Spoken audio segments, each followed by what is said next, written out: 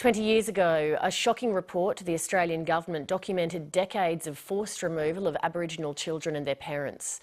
The Bringing Them Home report made a string of recommendations to improve the lives of the so-called stolen generations. Much of that advice has only been partially implemented or ignored. Today, a second report looking at the issue, particularly the trauma on children and grandchildren of the stolen generations, drew bipartisan support in Canberra, but will its recommendations go the way of the earlier ones? Matt Peacock reports. Hey, John. Hi, Sam. Lucia. Social worker Sandra Kitching supports members of the Aboriginal stolen generation and their descendants in Sydney's west. Cutting down on the medication. Lucia and John Swainston, with their disabled son Nathaniel, know they have Indigenous heritage, but they have little knowledge about their family history. I know my mum's mum was from Mudgee. I don't know what tribe she's from, but I know or found out that I'm supposed to be from the third stolen generation. All I know is my tribe is from Mudgee, but my real father, he was a station master from North Sydney or so abouts. I got the doc's papers, but it was all blacked out, nothing. Said he'll be walking. Sandra sees how the loss of family ties can cause emotional damage down through the generations. There's lots of issues understanding that you're Aboriginal. This is really upsetting to a lot of children. Not being with their right parents. All these things come down to depression, you know, and a lot of suicide with these young kids today. Now, a report from the Healing Foundation has concluded the damage from forced removal is ongoing. Many of the stolen generations that we work with are very concerned about their children and their children's children and the impact of their trauma has had on their descendants. Sandra Kitchen knows firsthand the pain of forced removal.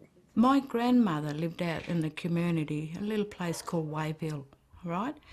Now, from there, they stole her daughter, which is my mum. And then I was taken. So you've got to wonder, where down the line is it going to stop? Sandra grew up in Darwin's notorious Retta Dixon home, highlighted in the current Royal Commission into child sexual abuse.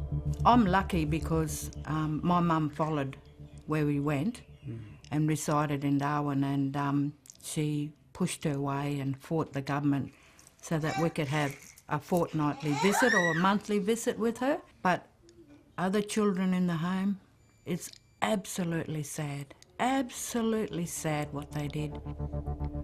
It's estimated that tens of thousands of Aboriginal people have been affected by child removal policies around Australia over the decades. The estimate is that between 1 in 3 and 1 in 10 Aboriginal people were taken as children, were removed from their families or coerced into being given up, or for other reasons taken out of their family environment. As Prime Minister of Australia, I am sorry. After a decade of refusal by John Howard's government, it was Prime Minister Kevin Rudd who delivered a formal apology to the stolen generations in 2008. On behalf of the Government of Australia, I am sorry.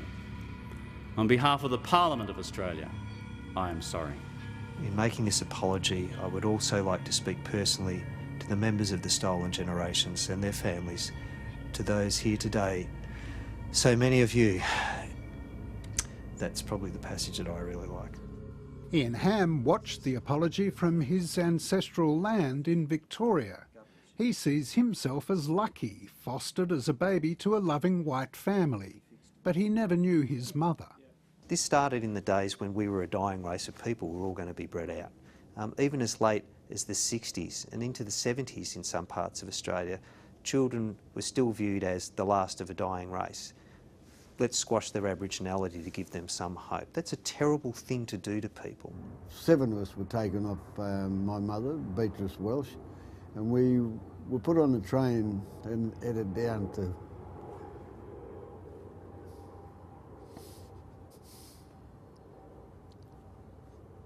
Central Station. I was 8 years old, so It's hard for me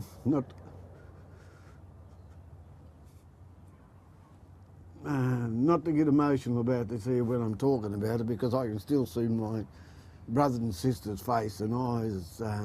When they separated us in Central Station, they told us, me and my brother Barry, that we were going on this train and our brothers and sisters were going to follow us in the next train. Well, that didn't happen. Michael West was taken hundreds of miles north to the now infamous Kinchela Boys' Home. When we were taken to there, they stripped us of everything that we had. And they gave us some clothes, and then they said, you know, Michael, you are no longer to be called Michael, you are number 36. For number 36, the damage from Kinchela followed him through a life of alcoholism and imprisonment, with family traumas only now starting to heal. I was in and out of the jail system. I thought when I turned 18 I was going to have control of my life, and that didn't happen. The courts and the police, they took control of it, using my violence against me and whatever it was, and then my children started to get neglected, and I couldn't understand, didn't know what was happening.